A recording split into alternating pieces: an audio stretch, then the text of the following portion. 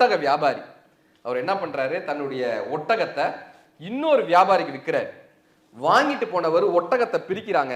உள்ளர பார்த்தா அந்த சேனைகள் இருக்கும்ல, ஒட்டகத்துக்கு மேல இருக்கக்கூடிய சேனைகளை பிரிச்சா உள்ளர நவரத்தின கற்கள் இருக்கு, நவரத்தின கல். இப்ப வந்தவங்க எல்லாம் சொல்றாங்க, இறைவன் உங்களுக்காக கொடுத்திருக்காரு, ஒட்டகத்துக்கு நீங்க காசு கொடுத்துட்டீங்கல்ல, இறைவன் உங்களுக்காக கொடுத்திருக்காருங்க, இந்த வைரக்கல்லாம் உங்களோட தான். இவர் சொல்றாரு, இல்லப்பா, ஒட்டகத்துக்கு தான் நான் காசு கொடுத்தேன், இந்த வைரக்கல் என்னோடது இல்லைன்னு இவர் தேடி கண்டுபிடிச்சு அந்த வியாபாரிகிட்ட திரும்ப போய் கொடுக்குறாரு. அவர் கண்ணீர் மல்க கையெடுத்து கும்பிட்டு சொல்றாங்க, என் பொண்ணுக்கு கல்யாணம் வச்சிருந்தேன், அதுக்காகத்தான் இந்த ஒட்டகத்தையே வித்தேன், அந்த நகைகளை சேர்த்து வச்சது தாங்க இது அப்படின்னு, இதுல உங்களுக்கு என்ன வேணுமோ நீங்க எடுத்துக்கங்கன்றாங்க. இப்ப இவர் சொல்றாரு, நான் ஏற்கனவே 2 வைரக்கற்களை எடுத்துட்டு தான் மிச்சத்தை உங்களுக்கு கொடுத்தேன். எண்ணி பாக்குறாங்க, அப்படியே இருக்கு, 8 வைரக்கற்களும் அப்படியே இருக்கு. இல்லையேங்க, நான் வச்சது அப்படியே இருக்கேன், என்னுடைய சுயமரியாதை நேர்மை என்கிற 2 வைரக்கற்களை எடுத்து விட்டு தான் நான் உங்ககிட்ட கொடுத்தேன். மனத்துக்கண் மாசிலன் ஆதல்ன்றாங்க. வள்ளுவர் அழகான குரல் வச்சார், நம்ம மனசுக்கு தெரியும்பா, மனத்துக்கண் மாசிலன் ஆதன். ஒரு ராஜா, இந்த ராஜா கிட்ட ஒரு வழக்கு வந்துச்சு. சார், இவர்கிட்ட நான் இடத்த வாங்கினேங்க, தோண்டுனேன், உள்ளர புதையல் கிடைச்சிச்சு, புதையல் எனக்கு சொந்தம் கிடையாதுல்ல, நான் இடம் தானே வாங்கினேன், இந்த புதையல் இவங்க மூதாதையர்கள் வச்சிருந்தாங்க, இந்த புதையல் இவருக்கு சொந்தம்னு சொல்றேன், வாங்க மாட்டாருங்கன்னு ஒருத்தர் வழக்கு தொடுத்தான். இவரு ராஜா பார்த்தாரு, நம்ம நாட்டுல இவ்வளவு நல்லவங்க இருக்காயிலா அப்படின்னு. ராஜாக்கு அவ்வளவு ஆச்சரியம். ஏன்பா நீ வாங்க மாட்டேன்னு கேட்டார். அவர் சொன்னாரு, நான் இடத்த உனக்கு வித்துட்டேங்க, நிலத்துக்கு மேல இருக்கிற மரம் இவருக்கு தானங்க சொந்தம், அப்படி நிலத்துக்கு கீழே இருக்கிற புதையலும் இவருக்கு தாங்க சொந்தம்னு சொல்றேன், இவர் ஏத்துக்க மாட்டாருங்க. இப்ப ராஜாக்கு என்ன தீர்ப்பு சொல்றதுன்னு தெரியல, ராஜாக்கு என்ன தீர்ப்பு சொல்றதுன்னு தெரியல. அவர் என்ன பண்ணாரு, ஒரு வாரம் கழிச்சு வாங்கப்பா, நான் பார்த்துட்டு தீர்ப்பு சொல்றேன். ஒரு வாரம் கழிச்சு ஸ்டேட்மெண்ட் ஜட்ஜ்மெண்ட் எல்லாம் எழுதி வச்சிட்டாரு. ஒரு வாரம் கழிச்சு வந்தாங்க, இந்த பார்ப்பா வழக்கு என்னப்பா சொல்லுப்பான், நான் இவர்கிட்ட இந்த நிலத்தை வாங்கினேன், தோண்டுனேன், புதையல் கிடைச்சிச்சு, அந்த புதையல் இவருதுன்னு சொன்னேன், ஆனா இப்ப அது என்னோடதான் அப்படின்னாரு. இப்ப என்னோடதான் நான், இவர் ஸ்டேட்மெண்ட் மாறுதேன். அந்த வாங்கினவர் சொன்னாரு, இல்ல நான் நிலத்தை இவன்ட்ட வித்துட்டேன், இவனுக்கு புதையல் கிடைச்சிச்சு, இந்த புதையல் என்னோடதுன்னு அவன் சொல்றான். ஒரே வாரத்துல எப்படிடா மாறுச்சுன்னு இப்ப மந்திரி கிட்டக்க வந்து காதுல சொன்னாரு, ராஜா இன்னைக்கு காலையில தான் கலிகாலம் பிறந்துச்சுன்னாரு. காலையில தான் கலிகாலம் பிறந்துச்சு. இப்ப ராஜாவுடைய தீர்ப்பு, இந்த புதையல் உனக்கும் சொந்தம் கிடையாது, அவனுக்கும் சொந்தம் கிடையாது, அரசாங்கத்துக்கு சொந்தம்டான்னாரு.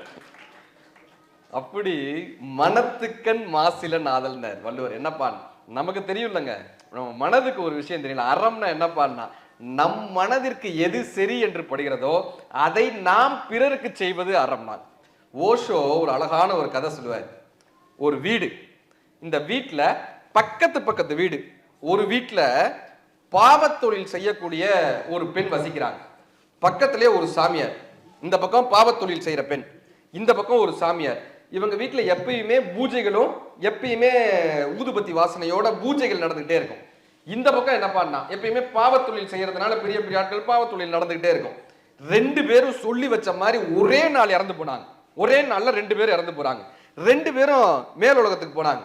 இப்ப கடவுள் என்ன பண்ணாரு, இந்த தாசிய சொர்க்கத்துக்கு அனுப்புங்கப்பா, இந்த சாமியார நரகத்துக்கு அனுப்புங்கப்பான்ட்டாரு. இந்த சாமியாருக்கு, சார் நீங்க தப்பா ஸ்டேட்மெண்ட் கொடுக்குறீங்க, உங்களுடைய தீர்ப்பு தப்பாயிருச்சு, 2 பேரும் ஒரே அட்ரஸ்ல வந்ததுனால உங்க தீர்ப்பு தப்பாயிடுச்சு, இவங்க தான் பாவ தொழில் செஞ்சாங்க, இவங்க தான் நரகத்துக்கு போனோம், நான் வந்து பூஜை பண்ணிட்டே இருந்தேன், நான் தான் சொர்க்கத்துக்கு போகணும். இப்ப கடவுள் சொன்னாரு, நீ சாமியார் இருந்தியா, இந்த வீட்டுல இருந்தியா, அவ பாவ தொழில் செஞ்சுட்டு இருந்தாளா, நீ எப்பெல்லாம் பூஜை பண்றியோ, எப்பெல்லாம் மணி சத்தம் கேட்குமோ, எப்பெல்லாம் நீ இறைவன் ஆர்த்தி நடக்கிறியோ, அவங்க பாவ தொழில் செஞ்சிருந்தாலும் கூட மனதளவுல அங்க பூஜை நடக்குதுப்பா, மனதளவுல அங்க பஜனை நடக்குதுப்பா, மனதளவுல அவ என்னையவே நினைச்சிட்டு இருந்தா. ஆனா நீ என்ன தெரியுமா பண்ண, இங்க பூஜை பண்ணிட்டு அங்க காலிங் பெல் அடிச்சுன்னா ஜமீன்தார் வந்திருப்பான் போல, இந்த பணக்காரே வந்திருப்பான் போல, இங்க அது நடக்குது போல, நீ இங்க தட்டை காமிச்சுக்கிட்டே உன் மனசு பூரா அங்க இருந்துச்சுடா. அவள் உடல் அளவில் அங்க அசுத்தப்பட்டு இருந்தாலும் மனதளவில் அவள் சுத்தமாக இருந்தா, அதனால அவதாயா சொர்க்கத்துக்கு போக தகுதியானவள்னு ஓஷோ அவர்கள் அந்த கதையை முடிச்சிருப்பார். மனத்துக்கண் மாசிலன் ஆதல். நம்ம தனியா இருக்கும் போது சார் எதை பத்தி சிந்திக்கிறோமோ அதுதான் நீங்கள் நாங்க. கரெக்டா? இன்னைக்கு ஏதோ ஒரு பிரபல நடிகர் ஒய்ஃப் டைவர்ஸ் பண்ணிட்டாரு, அதை பத்தி உட்காந்து பேசிட்டு இருக்கானே, கரெக்டா? அதை பத்தி உட்காந்து கமெண்ட், இவர் எதுக்கு டைவர்ஸ் பண்ணார், நம்ம வீட்டுல 1008 பிரச்சனை, டைவர்ஸ் பண்ண முடியலன்னு நம்மளோட குடும்பம் நடத்துறாங்களே தவிர பெருசா ஒன்னும் பிடிச்செல்லாம் பாதி பேர் வளர்ந்து நடத்துறதில்ல. உண்மையாதான் டைவர்ஸ் பண்ண முடியல, அவர் பிரபல நடிகர் டைவர்ஸ் பண்ணிட்டாரு, இப்ப என்ன வந்துச்சு, அதனால நமக்கு ஏதாவது பிரச்சனையா, இதை உட்காந்து பார்த்து பேசிட்டு இருக்காங்க. விஜய் டிவில 2 ஆங்கர்ஸ் சண்டை போட்டாங்க. அவங்க ஏன் சண்டை போட்டாங்கன்னு வீட்டுல இவன் சண்டை போட்டுக்கிட்டு இருக்கான். அடுத்தவங்க வாழ்க்கையில என்ன நடக்குது, அடுத்தவங்களுடைய ஸ்டேட்டஸ் என்னன்னு உட்காந்து பார்த்துட்டு இருந்தோம்னா நம்ம வாழ்க்கையில இருக்கிற ஸ்டேட்டஸ் மாறிடும். தனி மனித அறம் என்னப்பான்னா நம்ம வாழ்க்கையில இருக்கக்கூடிய முன்னேற்றத்தை பார்க்கறது தான் தனி மனித அறம். அடுத்தவர்களை பற்றி யோசிச்சோம்னா நம்முடைய சக்தி குறையுதுன்னு அர்த்தம். நாங்க ஒரு ராஜா, இந்த கதையை நல்லா கேட்டுக்கோங்க, அடுத்த ஸ்டேட்டஸை பார்க்குறப்ப இந்த கதை உங்களுக்கு ஞாபகம் வரணும். ஒரு ராஜா, அவர் என்ன ஆசைப்பட்டாரு, தான் கையாலேயே சமைச்சு ஒரு 50 சாதுக்களுக்கு சாப்பாடு போடணும்னு ஆசைப்பட்டார். அவரே சமைச்சார், சமயக்காரரோட சமைச்சு. இந்த ராஜா என்ன பண்ணாரு, அந்த பாத்திரத்தை தூக்கிட்டு போனாங்க. இப்படி இந்த பாத்திரத்தை தூக்கிட்டு போகும்போது மேல ஒரு கழுகு பறந்துச்சு. இந்த கழுகுடைய காலில் ஒரு பாம்பு இருந்துச்சு. இந்த பாம்பினுடைய விஷம் அந்த நேரம் அந்த சாப்பாட்டில் சொட்டிடுச்சு. சொட்டுச்சா, இவர் அது தெரியாம அப்படியே சமைச்சதை கொண்டு போய் 50 சாதுக்கள்ல போட்டாரு.